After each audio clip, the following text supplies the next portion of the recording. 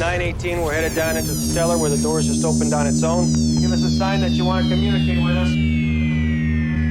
Broadcasting from the darkest corners of the Pacific Northwest, this is Transcendence. Now you will receive us. Do not ask for your food or you're hungry. We do not want your tired and sick. It is your corrupt we claim. It is your evil that will be sought by us. With every breath, we shall hunt them down, down, down, down. The power of Christ compels you. The power of Christ compels you. The power of Christ compels you. Out of my way. People have to be told. You know I can't let you do that. What are you guys? Well, we've been called ghost hunters, paranormal researchers. But we prefer to be known simply as Emma Strange and Charlieripley. Hello, my spooky darlings. Welcome to Transcendence Paranormal, the best podcast for all your spooky needs in the Pacific Northwest. I'm Emma Strange. And I'm Charlieripley. And so we have quite a few things on tonight's agenda. First and foremost, we're going to be covering the topic of spirit photography, ghost photography, however you want to label that. Mostly that's going to be Charlie's domain because that's, photography. The photographer. That's his thing. And then we've got a couple other fun things to talk about and some other questions that we've got from the community that we want to address on a deeper level. So I'm going to go ahead and transfer, the lead to Charlie, and we'll got go a ahead and couple get other started. fun things tonight too. I got a Kickstarter for a fun magazine full of tarot readings based on old monster movies like The Wolfman, Frankenstein's Monster. So we're going to do a little bit of that. I got a new deck to play with, an oracle deck that tells you how to create ghost stories.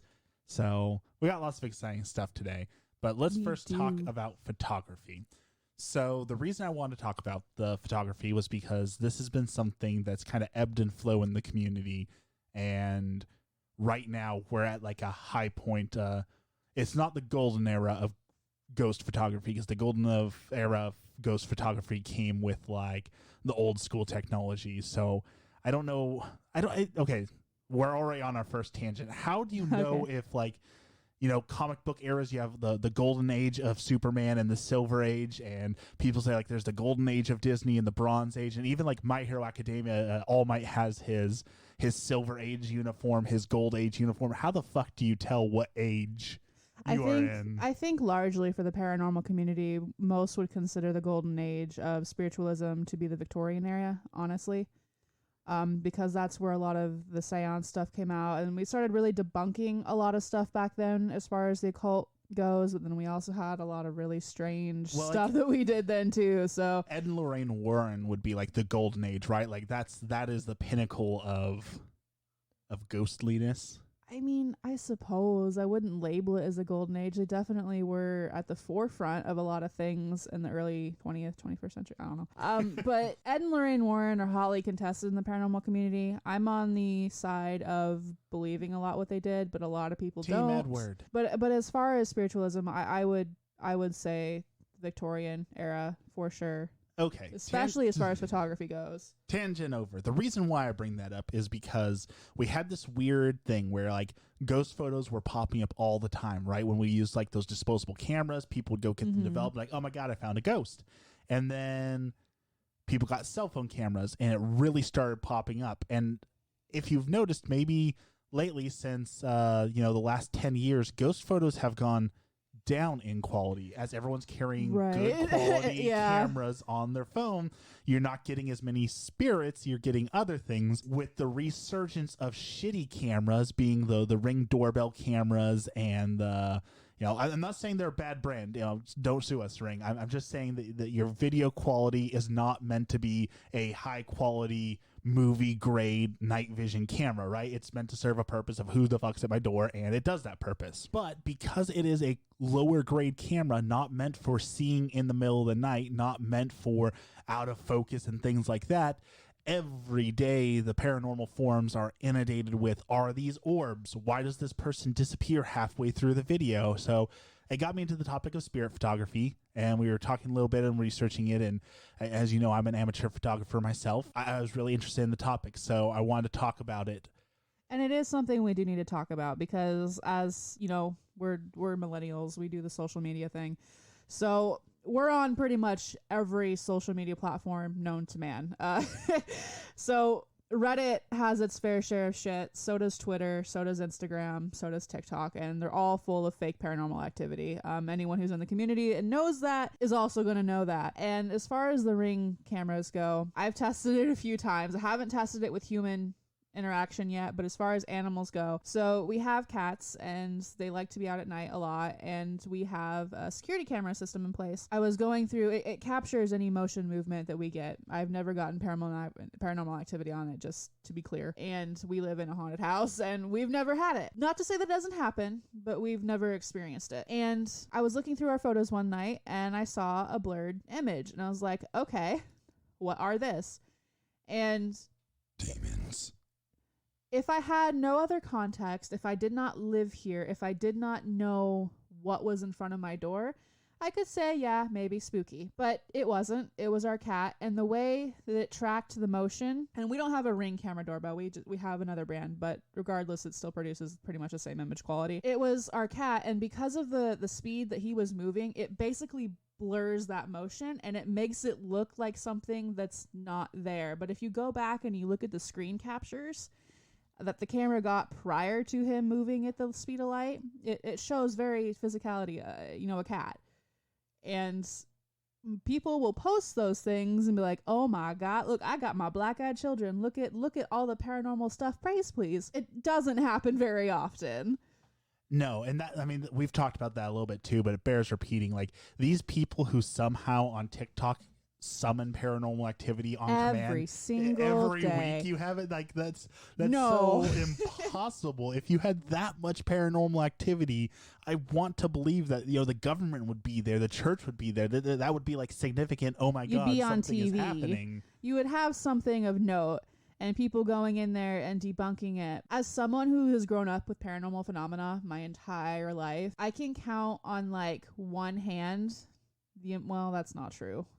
Over the course of my life, I've had a lot of experiences, but like as far as in like one location, I haven't had that many. You don't constantly have doors shutting and opening by themselves. You don't constantly have lights turning off and on. You don't constantly have like scratches and marks turning up on you, which, by the way, that's not a product of regular haunting. That's something else and completely and entirely different. People don't do that typically. So what I'm trying to say is the physicality of stuff happening in your home is incredibly rare. So if you are on social media and you're watching videos of people saying, oh my gosh, look at all these things, look at all my orbs, look at all the stuff happening in my house, 99.9% of the time it is bunk and they just want attention and media and social media fame. Don't we all? So on to the actual topic of spirit photography. You look into it, two names will pop up. I think it's Mr. Mumbler and Mr. Hope. They were like the original ghost photographers. They're the ones who started it all. And that was around the 19th century, I believe, around the Civil War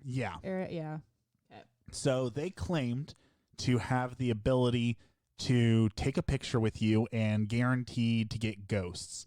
And they had a huge business out of it. Like they would charge predatory, horrible prices, but it was like a fashionable rich person thing to have, like, oh look, here's a picture of me posing with the ghosts or the ancestors, and they were the only ones who could do it. So people bought into it, and they got investigated. They had to leave town a lot. They were debunked. Under a new name. They were proven to be false. Well, let me put it this way. Was it P.T. Barnum? That's the guy who does the ringleading? One of many. Yeah. Like the big circus, the big. Yeah. That's like the ringleader circus guy, right? P.T. Barnum. One of many. So he was on the side of ghost photography being real, and from what little I know about P.T. Barnum, if he's on your side, you're probably not on the right side of things. I know my history of him well enough. Well, it depends on what you define as the right side of things. For entertainment value, absolutely. He was on the perfect side of that ring for having ghost photography being one of those little freak show side attractions that you could have. He was like a shisty moral kind of person, right? Like if it I makes don't know. money, I don't know much about P.T. Barnum, so I can't say. I guess I don't know enough about to say that for sure either. But so yeah, basically these were debunked, and it actually they're the same thing these people used is the same thing that kind of happened when we had those like the Kodak cameras when you'd go on a field trip in the 4th grade and your mom would give you, you know, the little, here's the Kodak, you get 11 pictures, so make sure you make them count, and then you scroll the little wheel, you take the first picture and make sure it works, and now you only have 10 pictures, and then your mom yells at you because you just wasted a picture. So same thing with those. When you're developing those in like the black rooms and such, those photos are very, very sensitive. Same thing happens if you take like a Polaroid photo and bend the paper or don't expose it to light or expose it too much light or too much heat. You'll see it's a very finicky piece of technology. So what would happen is basically they would intentionally either overexpose the photo or do different little, basically old Photoshop skills to make it so these ghosts would appear, either double imposing or superimposing other photos over it, things like that, which was it wasn't a well-known technique. That's why they got away with it, because, you know, not everyone's a photo development expert, but it was a relatively simple process that they used to do this. And I guess the best way I can say that, you know, they don't pass the sniff test is if you had the true honest-to-goodness technology, if you, honest to God, had the ability to take pictures of ghosts. Again, don't you think that would be in the news? Don't you think the government would be investigating it? If you somehow had the only power to do that, it would be a huge thing. You'd be investigated. There would be, you know, hearings. There would be a whole bunch of stuff. So the fact that these two people had none of that kind of tells me something was up with it, right? Yeah, I will say, though, that doesn't mean that you can't capture ghosts on camera. Not at all. Not at all. But you can't do it on command, right? You can't just capture picture after picture. If you pay me $500, I can't just snap a picture of you with a ghost. It doesn't work that way. We have tried to do it on command. We have done all kinds of experimentation in that field, and we've never been able to get anything.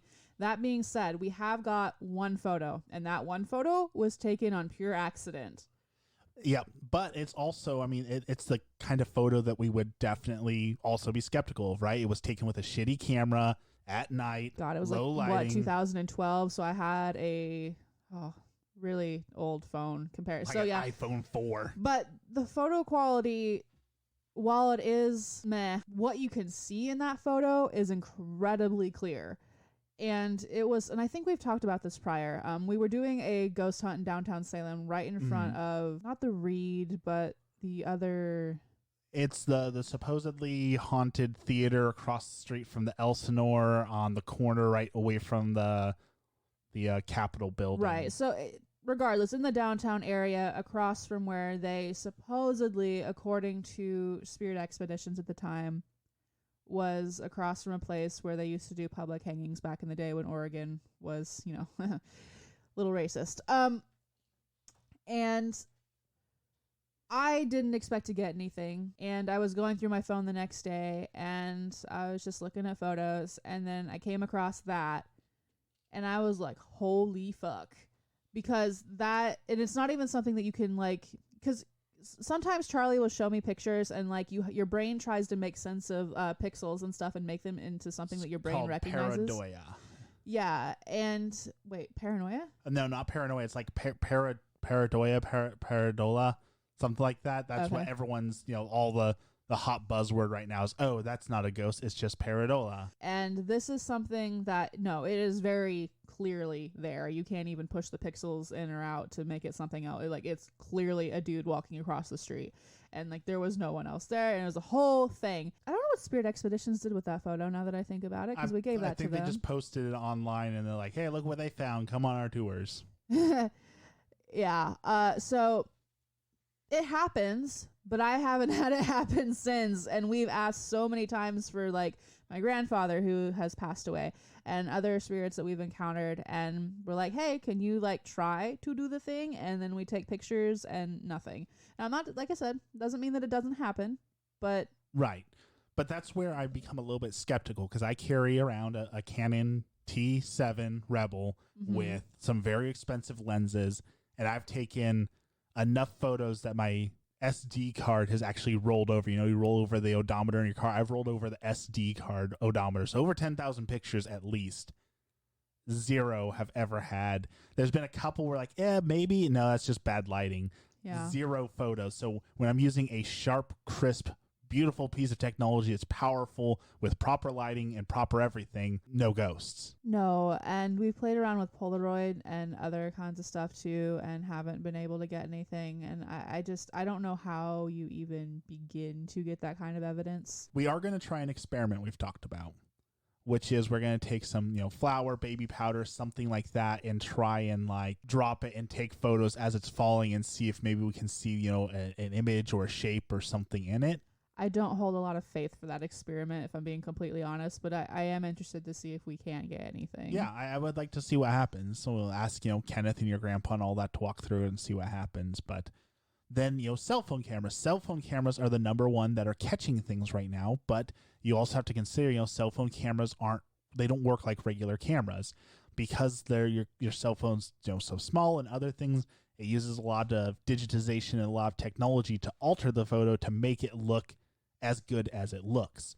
So that's why we carry the drone camera, we carry our cell phone cameras, we carry the Polaroid camera, we carry my DSLR camera, because we want to be able to take multiple photos and say, okay, why does it show up on this one but not this one? Or if it shows up on all of them, what does that mean? Mm-hmm. Because I'm not discounting cell phone cameras. They have a purpose, they have a place and all that. But I'm saying that if it shows up just on the cell phone camera and nothing else, then couldn't we say it's probably the way that the cell phone camera is digitizing that photo, the way that it's, smartly putting that together compared to actually being a ghost. The other couple things that pop up, of course, lens flare. That is the number one thing besides orbs that pops up. Basically, lens flare works that when there's a light source, such as the sun, and you take a picture, it'll cause this little green smudge and maybe a little bit of distortion, and people say, oh, well, it's a guardian angel, it's a spirit, something like that.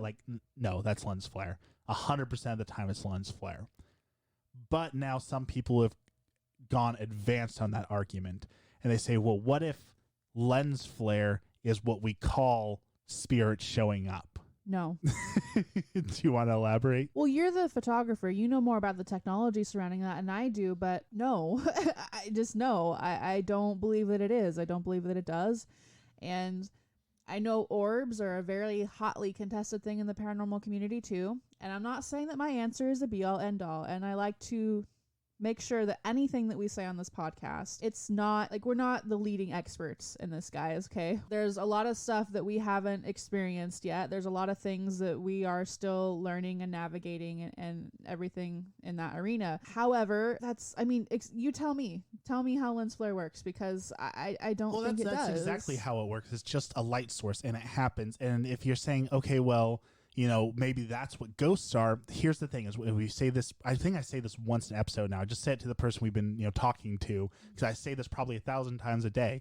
The supernatural, by definition, is that which science cannot explain. To be something supernatural, it has to be something that science cannot explain. And science can explain lens flares. Exactly. Therefore, that argument does not hold water for me, because as soon as you say, well, maybe that's how ghosts show up, well then, okay, but what if rocks are ghosts and that's just how we see ghosts? Exactly, and that's the slippery slope we're trying to get down. And that's another thing with orbs. And I lost my tangent there for a moment. I'm sorry. When I get angry, my brain is all the arguments. But as far as orbs go, even looking at it from the lens of a photographer, no pun intended, can you explain those from a photography standpoint, why those are probably not spirits? Well, there's 1,000 different explanations, but I'll do my best on most of them. For your Ring doorbell, it could be one of maybe 5 things that could be most common. The most common one is a bug walking across the lens. Yeah. But you'll say, no, it's not a bug. It doesn't look like a bug. That's because those are a single focused lens. So it's focused to a very set thing. It's supposed to see someone on your porch. So it's looking for someone, between 6 inches away and a foot away, right? So that's what its focal lens is. So if you've ever worked a camera before, I'll use an example, my Sigma 600 lens, when I put that focus out at 10 feet, or I guess that's yards, so 10 yards, so 30 feet away, that means whatever is 30 feet away is in focus. But if I point it at someone 5 inches away, they're going to be blurry because it's not focused on that point. And I guess if you're taking a picture and it looks blurry, people are going to be like, oh my God, ghost. And, well, they do. And so that bug is going to look very blurry. It's going to look like a round orb because the camera's not focused on it. So it's picking it up, but it's just... Okay, let me give you a situation. Well, let me go ahead and go through the list that you were going to do, and then I want to present you with a couple scenarios, and I want you to debunk them. The second one will be things that come like you'll see someone walking, and then all of a sudden they'll disappear, or you'll see something floating, and then all of a sudden it'll disappear. The way that works is typically those are taken at night. Those cameras aren't equipped for night vision, and they run at a very low frame per second. So when you look at, like, people talk about all the time in video games, like 60 frames per second, what that means is in 1 second, 60 frames go by. And so you're not going to see each one of those frames individually. Rather, they're going to blur together, and it's going to create a very seamless experience. Meanwhile, like if something is lagging hard and you're running at 2 frames per second, that's where you get that jittery, like, oh, I'm here, and all of a sudden I teleport over there. I have that lag. Same thing with the camera. If the camera's running at low frame per second, especially because it's like night vision, then someone who is in the camera can then disappear if it lags or has that low frames per second. It'll look like they disappeared, but they really didn't. And I've experienced that firsthand too, because when I first got my camera, it was a new toy, and I watched that thing every second of the day while I was at work. And I watched our mailman come and go. Which sounds so fucking creepy.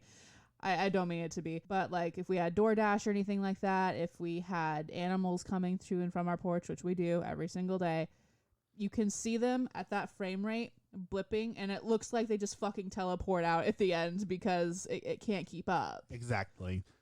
Number 3 is dust, pollen, other things. So everything can reflect light. I know people think of like, oh, you think of like glass or a mirror or a prism that reflects light. Everything can reflect light except for dark, like certain colors of black and things like that. So what that means is that when this particle is floating, the way that night vision basically is working is it catches a glimpse of that, and then that reflects it back at it and causes basically like a flash, for a better or worse word, and it's just pollen, dust, or particles, things like that. So it looks like it's something, but it's really not. Those are the top ones I can think of, and it definitely is possible that orbs exist. I'm skeptical of orbs. I don't think I've ever seen a photo that really makes me think, yeah, those are real, but I'm open to it. If someone was to show me a video, I'd go into it with an open mind, but I'm also going to try and debunk it, because like, people say, okay, well, there was no wind in my house. How could dust be flying around? There's natural airflow in your house. Either windows are open, vents are open, air flows in the space that it is. Air doesn't just sit there. So we live in an old house. Not old, but old enough. And during the winter, when there isn't a lot of light, I don't see dust anywhere floating in the air. But as soon as summer and spring hit, and we have like light, like natural light streaming in through our windows, there's fucking dust everywhere. Exactly. Everywhere. The situation I wanted to present you with, because this is a very common one that I see all over the internet, of people saying, I have paranormal activity because orbs. And so what they'll do is they'll have like one of your regular cameras, just kind of like what we have propped up in their kids' room or in their living room, and so it overlooks that surface area. And then nothing will be on that video except for little flits of orbs or little flits of light, or however you want to label those. Anytime I bring up, hey, it's probably a bug, you're like, oh no, it's not. My house is so clean, I don't have flies ever. And I'm like, that's not reality. I don't know where you're living, where bugs just magically never come into your house, because I've been into a lot of people's houses, and just because you have like one random fly like flitting around your house, it doesn't mean you're dirty. I wasn't trying to imply that at all, but yeah. Bugs are a naturally occurring thing that happen in homes. And just because you have your camera up in the middle of the night and everyone else is sleeping, that doesn't mean the insects are. Exactly. And so I just wanted your like opinion from a videographer, photographer. Hey, if you're looking at this footage and you see just these dots floating by, why do people automatically think it's paranormal? Because they see a ton of that right now. That's what's really popular, right? People see those videos, and the most common one they'll say is like, well, you see how it's flying against the current, or it doesn't have you ever watched a fly? Yeah. They have no method to their madness. So No. it's just what's popular right now. You know, like seances used to be popular. Tarot was popular for a while. It's coming back. No, So tarot is hugely popular right now. right now, orbs are just the popular thing. And they'll fall out of fashion here soon enough. It'll be something else. You know, for a while it was Slender Man and Tulpas. Now it's orbs. Now, if you're taking that same video, which and I've seen a few of these, and your kids are talking to the ceiling, and they're having full-on conversations with things, like literal dialogue and using verbiage that you've never heard them use before, that's a little red flag for me. As If your baby starts speaking Latin, and I'm not saying that that's every situation, right? Because children have imaginary friends. They do weird shit all the time. Any parent knows that. But as a child who lived in a haunted house, and as a child who has distinct memories of conversing with things and having family members confirm those things and saying, hey, Emma, you used to talk to things in the ceiling and point at things and stuff like that. If your kids are doing that, kids are very intuitive, and kids don't have that blinder that adults have. And because they haven't been told that, hey, this is taboo. Hey, you shouldn't be talking to dead people. You shouldn't be doing all of this. That's scary, demonic. You're going to go to hell, all that stuff. Kids don't have that until they're taught that. hang on, I have breaking news. Okay. Okay, have you been watching me at all this time? No. Okay, I've been shuffling this deck of cards, my new deck of cards. Okay. I've been shuffling them, and I Okay. decided to pull a card while we're talking. Uh-huh. This is what card was on top. Floating orbs. Okay. Yeah, so apparently my deck is listening to us because I just grabbed a card. I've just been shuffling them and shuffling them. I grabbed a card off the top, and the card it gave me was floating orbs. So I know that I'm the pagan in the group, and so I'm supposed to be the one that's all woo-woo spirituality. Oh my God, it was meant to be. I am very skeptical of tarot and oracle and divination in general. Charlie does shit sometimes that I just don't. we actually did the math on I this one can't yesterday. debunk it. So Here you go. she asked me a question for the cards. So I gave her a reading, and she didn't like that reading. No. So I grabbed a completely separate deck, shuffled it, asked a question, and got the same exact two cards.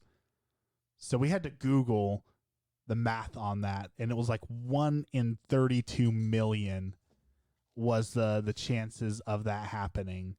And so it was just ridiculous because that's, 1 out of 76 cards, 1 out of 75 cards, 1 out of 76 cards, 1 out of 75 cards. So Mm-hmm. I don't have an And then explanation for that. you drew the same cards for your own personal reading too, didn't Yeah. you? Yeah. So How does that happen? what are you looking at over there now? I'm sorry. I have a picture of my grandparents, tacked to the wall in front of where we record, and it's tacked into the wall. And I just noticed, and it wasn't like that earlier, that it was not tacked to the wall, and it was kind of leaning against the rosary that I have in front of me. And I'm trying to figure out how it got untacked from the wall. It's your grandpa. He's upset that we were saying he wouldn't show up for pictures. So he's like, how's this for a picture? You know And what's moved it. hilarious though? When you're talking about the flower thing, immediately in my head, my grandpa's like, "No, I'm not doing that. It's too messy."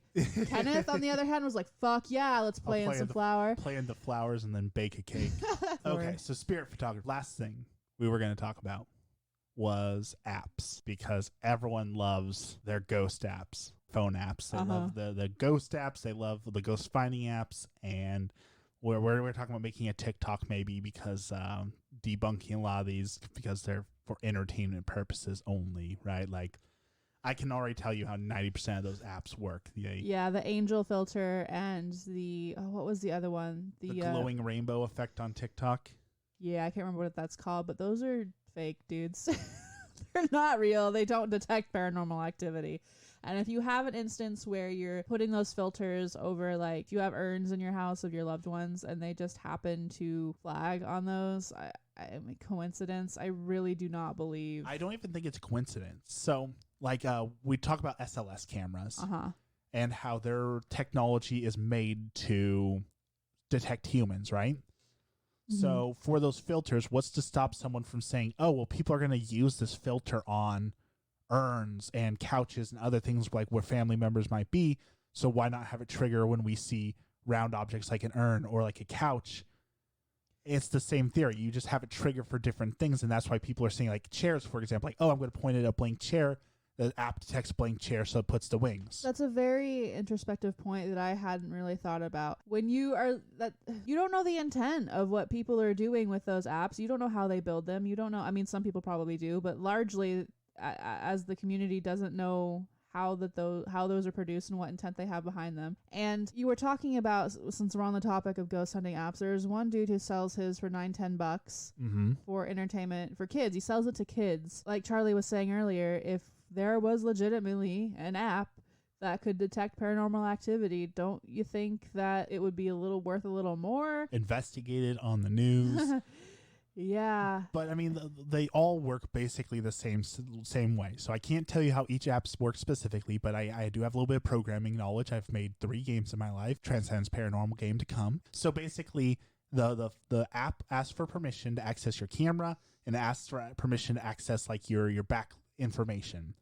And then they program it so that like if your phone's electromagnetic stuff or internal compass or whatever they want to select as their thing changes, then that tells it to either go through a database and find a word and say it out loud, or for it to do different things. So that's all it is. Basically, your phone is reading sensors, and then when it has a change, it will then cause it to happen. Now, in theory, that's how ghost hunting works, right? That's why everyone loves EMF readers, because they say, okay, well, when there's a change in EMF, then that means there's a ghost here. But everything gives off an EMF. Everything gives off EMF these days, right? Like we decided to debunk it. I grabbed my Switch, I turned on the app, and when I turned on my Switch, which gives off a magnetic field, it's got battery, it's got screen, it's got all that sort of thing, the app got a hit and said, there's a ghost in front of you.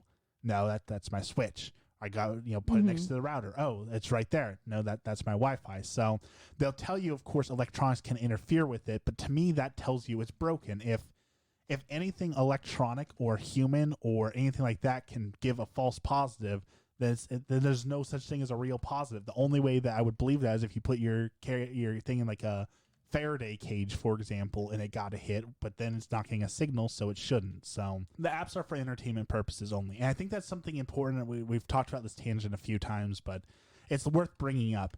If you're into ghost hunting for the entertainment aspect, if you like ghost adventures because you want to see people act like a fool and scream and yell, that's okay. If that's what you're into, then 100%. But, and if you want to be scared, and that's totally your thing. But you can't treat it like a science if you're doing it for entertainment purposes. They don't go hand in hand. It's either a science or it's an entertainment. You can't mix the two. That's my little rant about photography. We are going to try again and get photos. We're going to be going to, in a couple weeks, the historic Wolf Creek Lodge where... Is it Gone with the Wind? No. Gone with the Wind? Are you fucking serious? No. It's not. Call of the Wild, darling. They're the same thing. No, they are not. They both have wolves. Oh, my God. Do they not both have wolves? It's been a while since I read Call of the Wild. I don't know. I don't know. So we're going to go there. We got a haunted room. They even said on the little disclaimer, like, hey, this room is supposedly haunted. So we're going to be taking a lot of pictures, a lot of sound, a lot of other stuff, and hopefully, this is an opportunity. I'm going to use all my cameras, and I'm going to see, can I get something in this haunted location? So we'll report back on. I'm sure we'll have a two-hour long special episode just about that, right? I'm so excited for Wolf Creek. Anyway, photography rant over. Time for some games. Ready for a game? Sure. Okay. So the first game is you take this deck that I've been shuffling. And you're supposed to tell a ghost story by drawing 3 cards. Okay. So let's see what we get. First card is a haunted house. Classic. That's okay. Classic. This is going to be a Scooby-Doo tale. Okay. Second card is Crossroads. Supernatural. So supernatural Scooby-Doo. Last card is a moon phase, like a full moon. So we have a haunted house, we have a moon phase, and we have a Crossroads? Yeah. And we're supposed to form a horror story based on ghost story. Yeah. What do you got? I'm thinking. Hold on. The first thing that pops in my head is you've got a monster mash here. You've got a haunted house as like the party location. You got a full moon, so that means the Wolfman can come out and party. And you've got the Crossroads, which means you either got devils or demons or something of that. So I'm thinking like it's Halloween and it's a monster mash. Okay, you can roll with that. You're the one who's good at improv. That's not my realm at all. I mean, instantly what popped in my head was werewolf too, but I really don't know what to do with that. Okay. We'll do one more then. Poltergeist, demonic presence, Okay. headless horseman. Are we trying to do like the Amity House, or is that? I do not know how you could fit those two together unless you're having like nightmares of the headless horseman. Like the headless horseman, like Sleepy Hollow headless horseman, or is it generic? Yeah. No, the headless horseman. What were the other two? Demonic presence and poltergeist. Poltergeist. All things Puritans hate. I really don't know. Well, I mean that's. I don't know. That's pretty generic. You go with anything like Christians hate this entire deck. I'm pretty sure there's not a single thing in here because there's, let's see, planchette. That's a no. Possession. That's a no. Sawin. That's a no. Let's do this. If you guys are listening to this and you've heard both separate card pulls, right? So if you can come up with a story and you email it to us or you send it to us on social media, I will send you a special little something in the mail if you give us a ghost story, and we will read it on the podcast. How about that? That sounds awesome. Great idea. Yeah, so let's do that. So the first card pull was Haunted House, Crossroads, Lunar Cycle. Yep. So create a story based on that. Or if you prefer to do Poltergeist, Demonic Activity, and Headless Horseman. Headless Horseman, write us a ghost story on that, as long as it's short as you want it. That's all I got. Perfect. Okay, so this thing also came with a horror zine. So Kickstarter's literally doing like a zine month where they're trying to get everyone to make a little magazine. Mm-hmm. And this one is tarot spreads, and the tarot spreads are based on old school horror. So there's Wolfman, Frankenstein's monster, and all that sort of stuff. I'd like to do a reading out of the book for you right now. Okay. And see what we find out. Okay, so we're going to do the monster 4-card draw. The first card is where your head is. Second card is where your heart is. The third thing is the spark that drives you. Okay. And number 4 is how you stitch them all together. And this is a tarot spread? Yes. Okay, so I want you to focus your energy on those 4 things while I shuffle. I think Charlie grossly... Dude, I have ADHD. You focusing on one thing is enough of a task. So it's... your head, your heart, and what drives you. There's not a food card in there, I'm pretty sure. I wish we did these live with like a video so you could see her face. She's trying to concentrate. I'm trying so hard. It reminds me of that TikTok sound that's going around. It's the final brain cell. Near. Yeah, All right. I'm shuffling. Give me like 30 more seconds. In my head, the cacophony was, though, I was just like, what drives me? I don't fucking know. I haven't even figured out my stuff yet. So how are the cards supposed to know? The cards will tell you. Because I don't know. I'm floundering in my spirituality, and I'm trying to figure out what works best, and fuck if I know.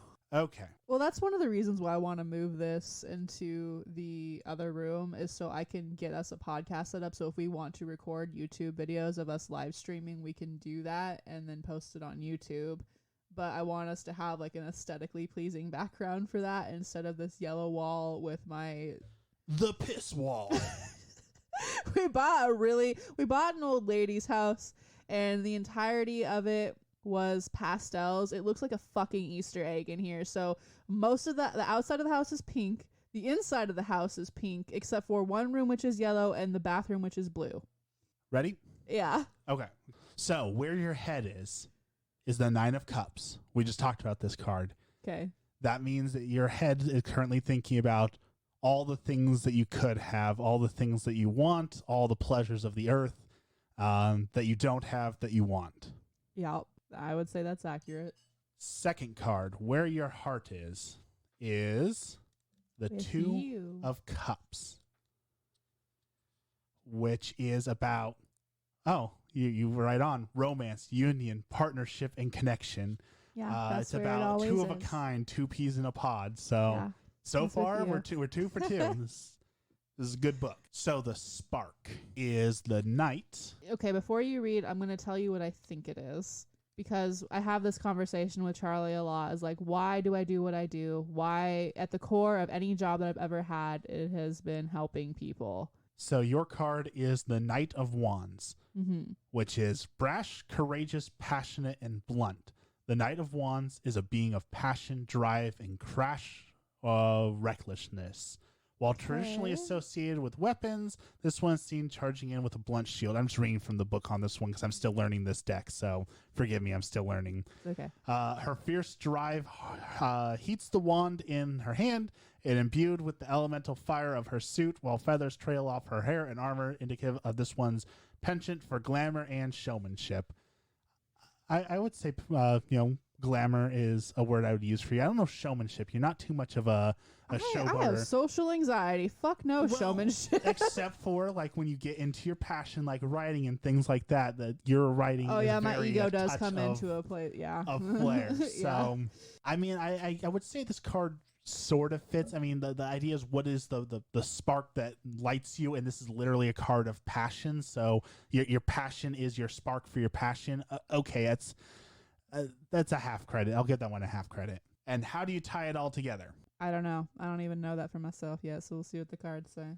Is the Page of Wands, which is about adventure, innovation, exciting, and unexpected. This is a girl jumping through a portal. So this is saying that in order to tie all this together, you need to go on an adventure. You need to do something unexpected, passionate, and I would almost say that a couple of projects we have in the work that we've talked about could very well be that. So we're working on them. I'll give it full credit for that one. Pretty good read. What about for you? Let's do me. Here, I'll give you the book. You pick a monster out of there. There's like the one I'm curious about is the Invisible Man, because it's saying like what's invisible that's following you, and it's like that one could either be like, oh, haha, there's an invisible monster following me, or it's like there's PTSD and depression following you. Yeah, with your medical anxiety, we're just gonna not do that. Yeah, that one exactly feels like, hey, that diabetes that you're scared of is right around the corner. Yeah, we're not gonna do that. Let me see what we got here. We're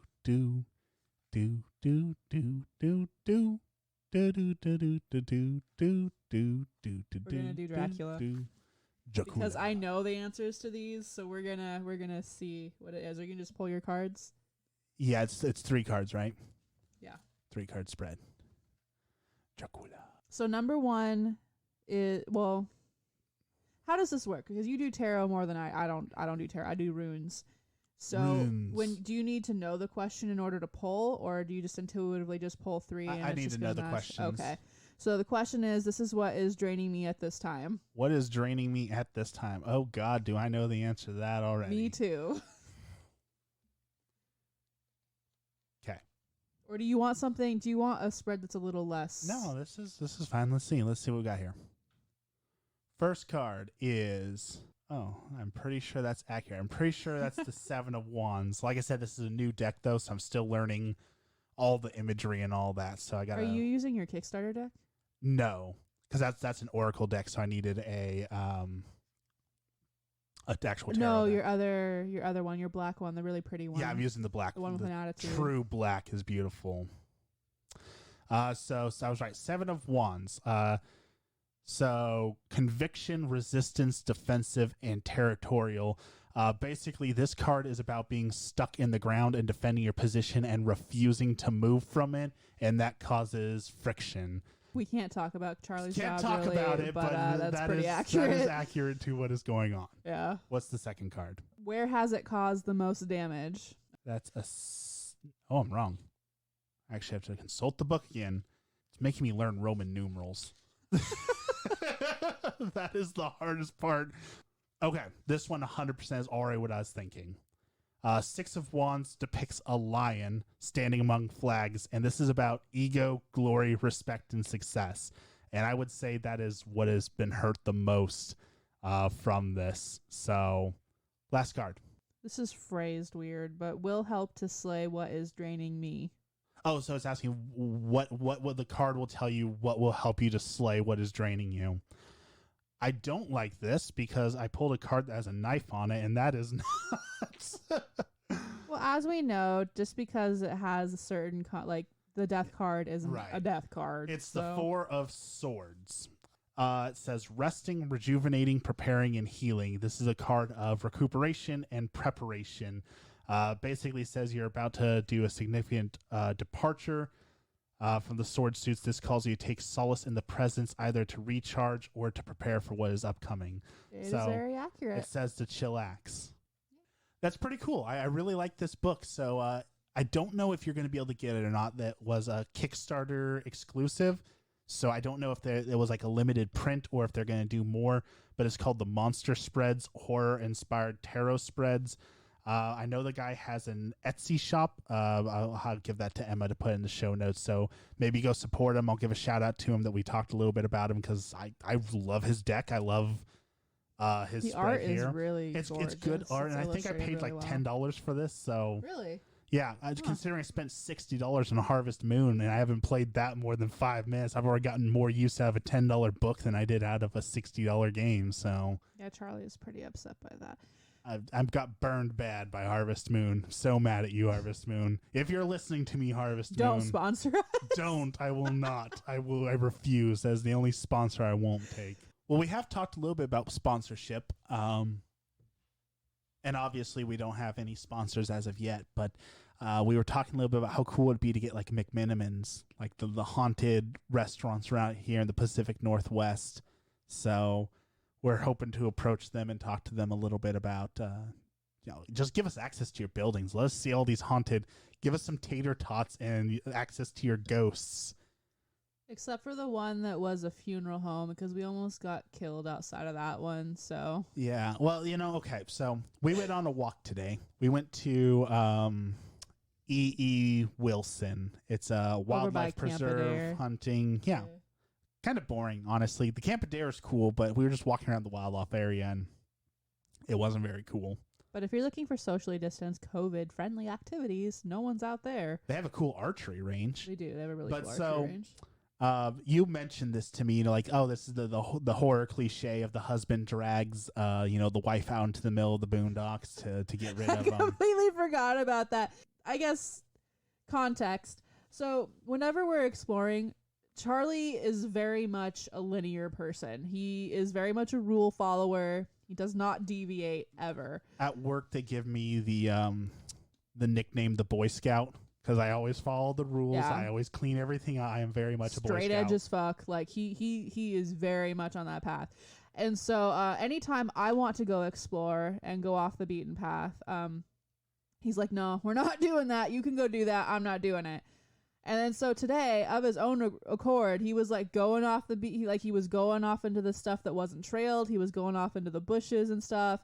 And like in my head, I was like, I'm pretty sure he's not going to kill me. But there's a small percentage of not being sure of what was going on. Because like the way that he was leading, he took me out around where nobody could see us into the middle of the brush and disintegrated Campadere buildings where no one could see us, and I was just like, go find the rabbits, Emma. They're right down there. Go look at the pretty rabbits. Yeah, so But the whole time I was having invasive thoughts of this is like, oh shit, like there's gonna be a hunter. He's gonna pop out of here. He's gonna get the drop on us, and he can kill us out here. So I did not like. I don't know why I was having those thoughts the entire time of like we're gonna get Dick Cheney'd out here. Like he's just gonna shoot us right in the chest. I mean, it's a rational chain of thought, right? Like when you're out in the it? middle, and yeah, because if you're out in the middle of nowhere, you're out in the middle of nowhere, and we didn't tell anyone we were going, which don't do that. That's a bad idea. I always have my location on. I don't because My mommy watches me. data is She loves expensive. me. But I feel like it's a natural invasive thought to have in that context, in that situation. So it's kind of weird because like you shouldn't have to think that way, right? Like, we have this conversation a lot about how like we talk about people going out after dark, and they should be able to go after dark down dark alleyways and be safe. People shouldn't be assholes, but they are, so you can't do that. It's kind of the same thing. Like we're so paranoid of people that even if you were to drive 100 miles deep into the forest, your first thought is going to be, what if I run into someone else out here?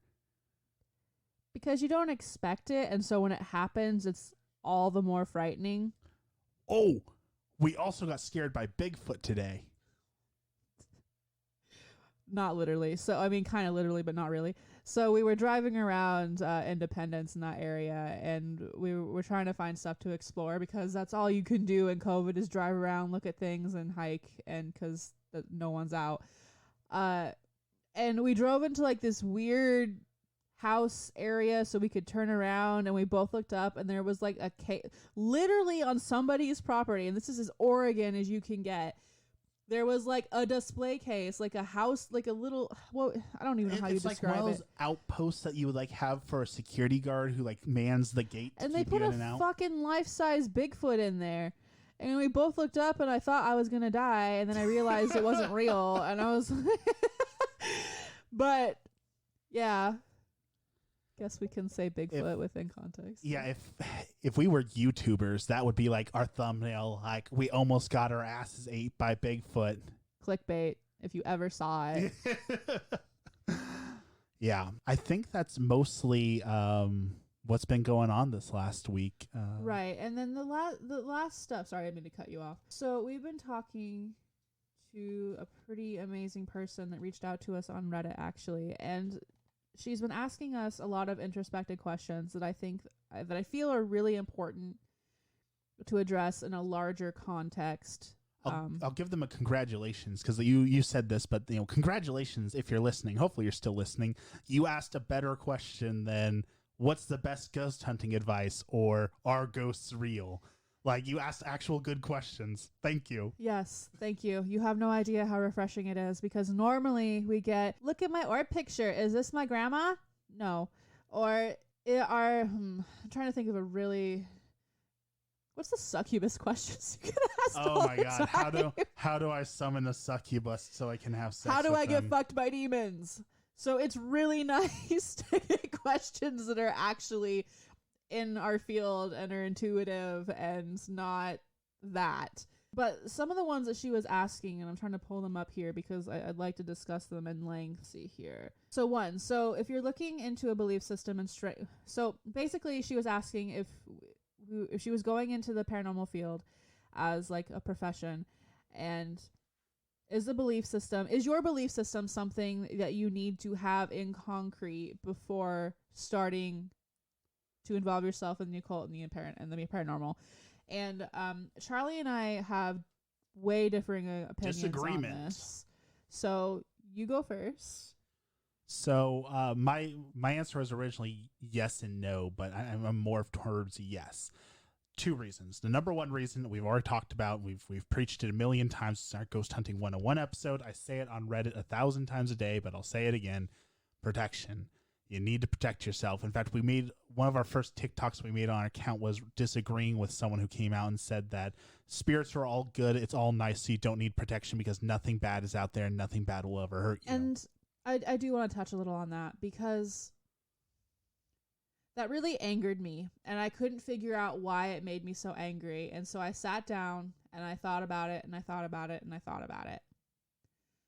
And initially, why it upset me so much is because it went against my own belief system.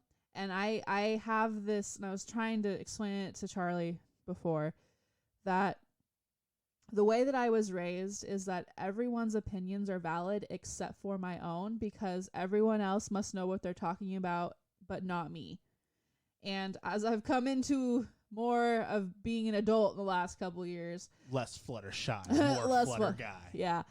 I realized, hey, nobody knows what the fuck they're talking about, and everything is fluid as far as it comes into the paranormal because no one can measure anything. It's all theories. It's all passed down from generation to generations. We learn things, try and figure it out. Nothing's in concrete. Right. So. And what she was saying is that everything is love and light and peace and happy and people aren't bad and all this stuff. And I was like, okay, that's not true.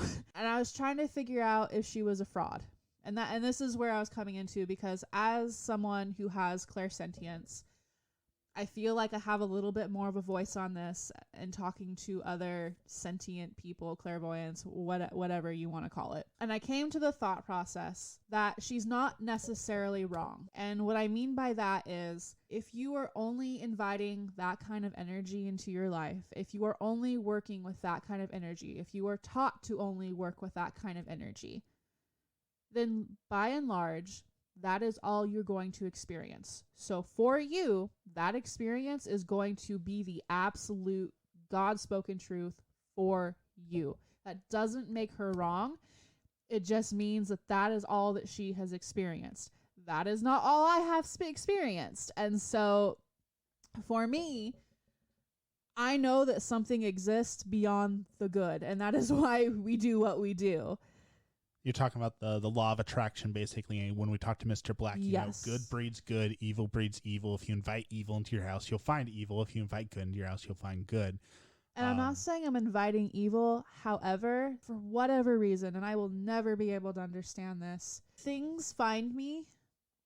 And I will say, so I am working off and on a book involving possession and exorcism in the Catholic viewpoint. And so a lot of that comes with a lot of research as far as Catholicism goes, as far as demonic possession. I basically took and read and absorbed everything I could possibly find on that. And within that period, I had a lot of scary experiences. And since I haven't been working as heavily on that lately, I really haven't had a lot of those experiences. There may be some correlation there. I definitely think the law of attraction is true, but my first thought is, okay, if there's no evil exists, why has the church continued to have exorcisms since? Why did Jesus perform an exorcism in the Bible? I guess she might not believe in the Bible and all that, but literally documented things of exorcisms since recording the Bible, however many thousand years old that is. So, and it's not just in the Catholic faith, right? There are tons of different cultures, and Jewish faith deals with it too. All cultures have demons of some sort. You have the Japanese and the Oni. You have demons across all the cultures. So to come out and just say, "I know best, there's nothing evil," is to basically say all of recorded history is wrong.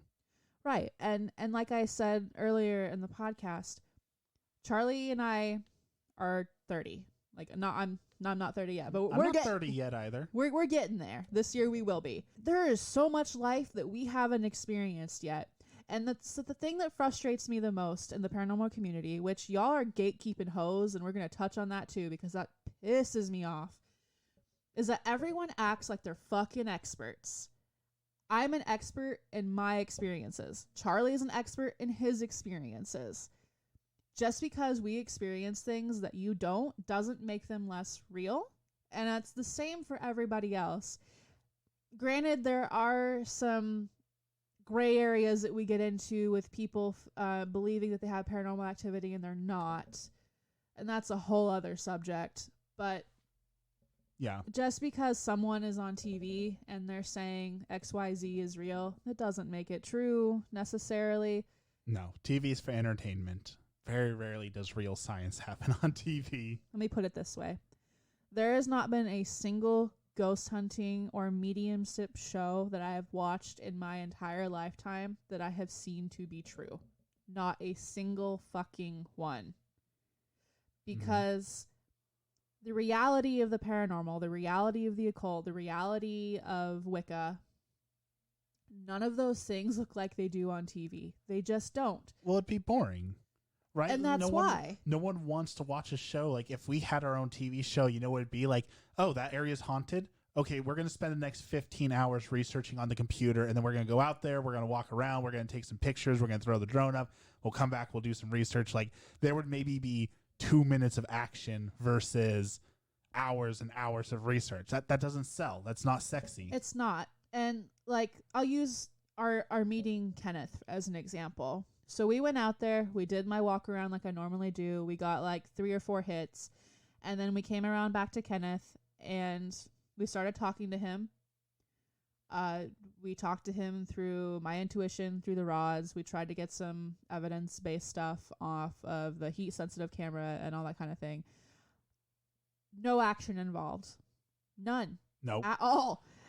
And then when we noticed maybe something was wrong at the hotel, how do you dramatize that? Like, Cooper touched the TV and it didn't change channels. It stayed on Guy Fieri. Stay tuned. Cliffhanger. Like that. No one wants to watch that. I get that. No one would watch that. No. And we've had a few people on Twitter saying, I would love to see a real life investigation. I was like, dude, I got you, but it's going to be boring as fuck. Yep. And that's the reality of it. And it doesn't make money. It just doesn't. And if you go and look at other paranormal investigators, you'll see that their most watched videos are things when they are capturing activity, or they are acting really dramatic about said paranormal activity. But if you are looking at the rest of the stuff that they do, like if they're filming in like a vlog type style, no one gives a fuck about, like I do because I like watching it because I know the reality of it, but like no one else gives a fuck, not really. And then you see that video, you see, oh my God, that one got, 30 times the amount of views as everything else. What do you do? So back on topic. Yes, I believe you need your religion. It comes from the protection. You need some sort of faith to protect yourself. But also my most important point on it was number 2 was the filters, that religion and spirituality work as a filter that we filter our entire life through. So an event that happens to you as a Catholic would be something someone else experienced. Even if they got the same exact event, they would see it differently through their filter. There's an old saying that the same potato that softens the potato hardens the egg, right? So the same action, different reaction. So a Catholic will see maybe that trial and tribulation as God testing them, whereas someone else may see it as bad luck, bad vibes, doing something bad in your life, whatever your spirituality may be. But that filter is important. And it's important in our field that everyone have different filters so that we can filter it through all of our worldviews and try and figure some of this shit out. But you have to have some sort of filter. And I truly believe that filter, part of that comes from a spirituality, a religion, or a faith. And so I believe, yes, you need to have that in order to do this. Charlie and I were having this conversation after this person asked us this question, and it was a difficult question for me to answer because by and large, I don't believe in God in the traditional sense that most religions believe in God. As you know, I'm Norse pagan. I follow most of the rules and everything that comes with that. But as I was trying to communicate earlier, there are times where I still lean on God, like the Christian God. I do. And that's something that I think a lot of people don't like to talk about, especially in the pagan community, where a lot of us, not everybody, but a lot of us came from really religious households. And I was baptized Lutheran. I came from a Lutheran household. And so I guess in a way for me, there's some familiarity there. And so I feel comfort there because I have, ties to that. But I also have ties to Buddhism and Hinduism and some other things that I explored in my college years. And so there are bits and pieces that I pick for myself as far as my lens goes. But as I was explaining to Charlie, when we do what we do, my thing as a clairsentient is feeling, right? How I interpret information and how I receive information in a paranormal aspect doesn't come from a place of Catholicism. It doesn't come from a place of neo-paganism. It doesn't come from a place of Christianity. It just is. I don't feel at my core to do what I need to do to help people. I don't need religion to do that. However, I do believe it is necessary to have a familiarity with other religions, other cultures, other societal norms, so you can understand where other people are coming from and understand the lenses that they are seeing through. It's also imperative when you are dealing with things outside of deceased persons, when you're dealing with demonic activity as far as the Catholic Church goes. They have very specific procedures on how to handle that. I know that I don't have the education, I don't have the experience, I don't have the knowledge that the Catholic Church does to deal with those types of entities. They do. They've been dealing with them for thousands of years. And the same thing goes with the Jewish belief system. Or if you are Latina or Latino, you have knowledge of Santiera and like all of this other stuff that comes within that culture there are certain things that you believe are evil, like owls and cats. Hispanics don't typically vibe with those. That's how I was raised. That's what I grew up with. They don't like those. In other cultures, those are completely fine. But I know with a lot of indigenous beliefs too, the owls are seen as witches and omens bad and all this other stuff. And so it's very important to have that knowledge going into it. So one, you can, like if you're investigating things or trying to help people, you can understand where they're coming from. You can understand their cultural and societal norms. Going back to the Catholic and the demonology example, I mean, would you agree that in order to handle the Catholic demons, Christian demons, however you want to label it within that corner, that you would need to have a bishop, you would need to have a trained exorcist, that you would need to have all of these things within the Catholic faith and a strong attachment to God in order to battle demonic energy? Yes. Yeah. And even though I'm not Catholic, I fully believe that you need a strong connection to God to deal with that. With specifically with what I do. I don't need it. But what works for me and what works for Charlie are two very different things. And what works for us doesn't necessarily mean that it's going to work for you. Your spiritual path, your religious path, that is so unique to you. And that is something that you need to figure out on your own. And whether that means like trying on different religions for size, like Charlie did. I did a brief thing with that too. Not as much as he did, but... Well, I've talked about it before, but I definitely felt it was an important part of who I am now, that I explored Satanism, I explored Buddhism, I explored atheism, I explored Christianity. You know, how do you know what's right for you if you haven't tried everything? Exactly. So it's kind of like going to a store, trying on one pair of clothing and saying, this is it, this is the one that fits me, I like this one, and buying it. You could try on the other things. I'm not saying that the first thing you picked isn't the right one, but you won't know unless you try the other ones. Exactly. Tell me if this is paranormal. Okay. So think about all the things we've talked about today. I pulled up Amazon. Okay. Amazon's recommendations for me today are Ring doorbell. I think that Alexa listens to us is what I think. Very, very clearly listening to us, because it's like, here's some tarot cards you might like. Here's a Ring doorbell that you might like. Like, oh, yeah, it's been listening to us, because it's now my recommendations is full of everything that we've been talking about. Let's see. Another question she asked that I really liked was how we research things.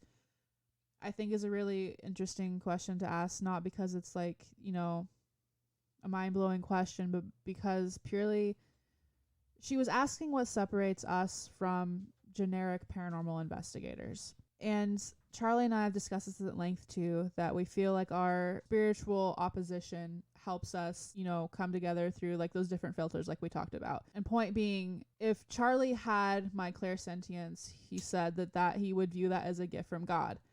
I don't view it that way. And the example... That's because you're a heathen.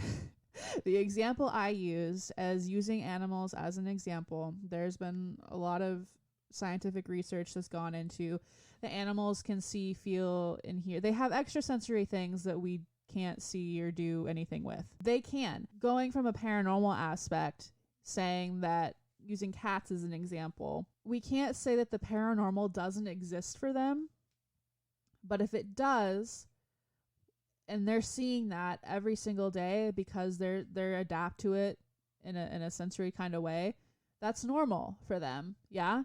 So if they're experiencing that on a normal everyday basis in the same way that we breathe air, breathe air. I was going to say breathe water, breathe air, or, you know, fuel our bodies with food. Those are normal everyday occurrences that we all do as human beings. And so if the paranormal or demonic entities or whatever is a normal occurrence for animals to see, then using that as a baseline, that everything that I feel and I experience and that's normal. So how can it be God-given if it's normal? And that's why I don't need a faith to back it, if that line of thinking is wrapping around. Like I said it much better earlier when we were talking. But that being said, anyway, back to the research side of it. So how we research things, that all depends on what we're doing. So if we're helping people, if we're going into homes, which we haven't done because of COVID, there are a lot of things that go into how we help people. So if you are someone who needs help, if you're having activity in your home, if you are dealing with things that you can't explain and you're scared, and all this stuff, there's a lot of things you need to consider before reaching out to paranormal experts. One of those being, and the prime thing, especially if you're dealing with paranormal activity, is grief.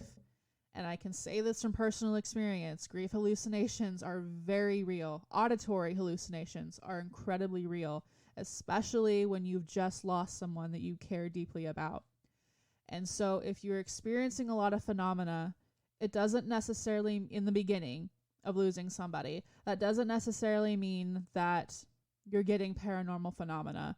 Typically, if you lose someone, once you've gotten to a better stage, like if you're in a better place in your stages of grief, I'd say about 6 months to a year, if you're still experiencing that activity and it's not explained away by mental health issues or medical issues or anything along those lines, then we'll take a look at it.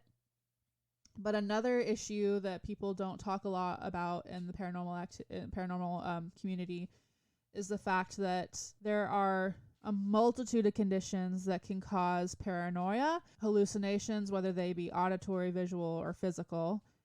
And then if you are an avid drug user, that has its own... Oh, that's a whole nother can of worms. Yeah. But also, a little disclaimer, please, every time someone posts anything in the paranormal forums, I'm like, oh, I had this weird feeling, or I thought I saw something, or everyone instantly jumps to a doctor. Oh, you're schizophrenic. Stop that. Yeah, don't do that, please. Stop You're not it. a doctor. Don't diagnose people. Stop diagnosing people. Stop putting that label on schizophrenia. Stop it. No. It's way Bad. too common. I see it all the fucking time. Every day, someone's like, oh, well, you're just schizophrenic. Like, you don't know that person. You don't know anything about them other than the experience that they're telling you. You can't label that on people. And to go any further, as far as like the vetting that we have to do with people, we have to start with the mental health arena, right? Because that's such a huge thing. And so when we go through, we check box, okay, do you have a history of this? Do you have a history of drug use? And it's not to put people into boxes, and there is no judgment. There is none. But those are things we have to consider before labeling it as paranormal activity, because those things do influence it. As far as looking at the history of the property, most of that is public information, and so we can go in and see who has owned your property, who is currently living in the property, and all of that, and we are able to find out if anyone has died on that property. And so if you're lying, we know. And as someone who is clairsentient, I typically know when you're lying. It's pretty easy to tell. I also don't buy into the, like, has someone died on the property thing. As many people pointed out, America as a whole is basically built on an Indian burial ground, right? Like, where hasn't somebody died at some point in the last 200-300 years? No, I absolutely agree. So that's not always a viable question either. But when we're doing research as a whole, those are all things that we look at. When we're doing our grave walks, which I don't have a better word for that, I'm sorry, I know it sounds cringy as fuck. I was just gonna say, like, edgelord word of the day, grave walks. I don't know what the hell else to call it. Basically, when we go into graveyards, we go in for the historical aspect, for sure. For me, also, it's going in to see if anybody needs help crossing over, because we do get that. Not often, but we do get that. And the core part of why we do what we do is to help people. And part of that is helping people, deceased or otherwise, get to where they need to be. And I mean, I haven't been dead before, so I don't know the cacophony that comes with that. But I can imagine that if you are stuck in between worlds and you don't know where you are and you're lost and you're confused and you just want to get to where you're supposed to be, you need directions. Through Charlie's faith-based practices, we've been able to help a lot of people get to where they need to be. And that's the primary reason as to why we go out to these graveyards is to learn about people and to help people. So we don't do a lot of research going out into those because we're not going out there to get activity. We're not going out there to capture things on camera. That's not what we're there for. But we do the research afterwards when we do get the hits research and things afterwards, like that. Then yes. it's time to open the books And so we vet that information through things that we can find online and through family, through the millions of avenues that we do to vet information. Because another thing that people in the community don't like to talk about, people who are dead are people who were alive. You know, they're still the same fucking person. And so a lot of those human emotions go with that. Ghosts lie. People lie. And we've had ghosts lie to us. Yeah, and fuck with us. We weren't anticipating that, but it legit has happened. Like the Reverend who didn't like you, messing with you and lying and. Yeah, so that happens a lot too. And then if we're going to like a haunted location, like a knowing haunted location, and the example I used was the Queen Mary. I like to go in there blind. So, and my experiences that I experienced there are my own, because a lot of the time when we've gone into haunted locations, like the Enchanted Forest, Ghost Adventures swears that there's a fuck ton of stuff there. When I went in there, I had a young boy and a young girl, and they were there because they didn't die there, but because they really liked it as children, and when they passed away, they just wanted to go back because that's what made them happy. That's all we got out of that place. Yeah, two things that were very minor. I don't even think we would have noticed them unless we were specifically looking for it. No, there was no marked energy difference. And so that's the reason why we operate the way that we operate, is because I don't want to go in there with biases. I don't want to go in there expecting things, because then I feel like I'm generating it and it's not really there. It taints the research, right? Like if you know it, is it because it's supernatural now, or is it because you already expecting or knowing it? Same thing like when you ask me questions for the divining rods, it's if I know the answer, then did I really divine the answer, or did I subconsciously move slightly to the left to make it answer? Which is exactly why when I'm asking you questions, I make sure that there's no possible way you can know the answers to that prior to asking questions that are specifically intended for the dowsing rods. Right, and then it becomes like, okay, well then you still have a 33% chance of getting the right answer, right, between I don't know, yes or no. But then when you ask 5 questions and we get all 5 right, like what are the odds of 33%, 33%, 33%? The things that have because people back just hate dowsing rods too. Like everyone's got their opinion on ghost hunting equipment, and we do too. Dowsing rods.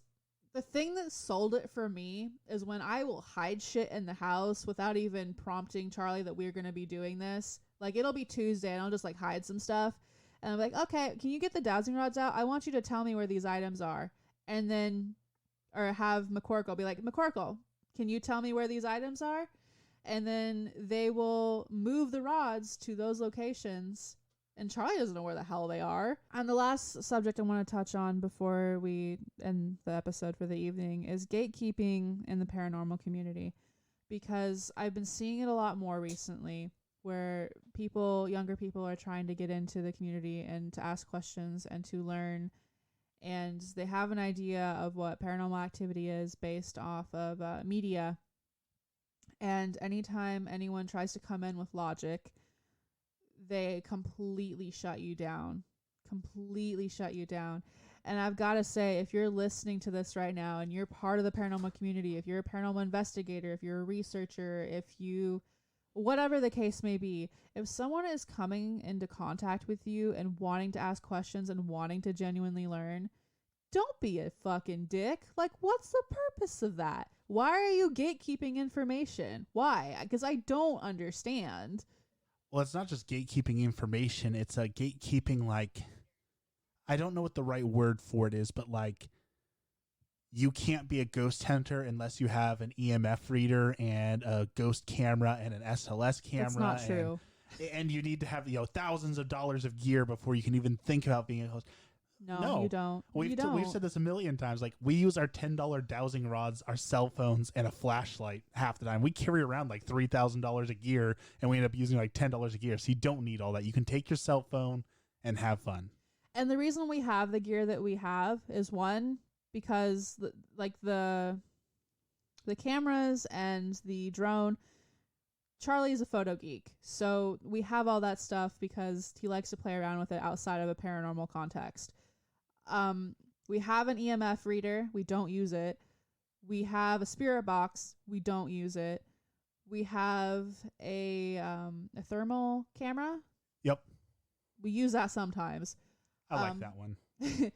Well, that one works. That one's not a gimmicky thing. The large reason why we have those things is because we're trying to use them, and we spend the money and try to experiment with them to get real interactions, so you don't have to.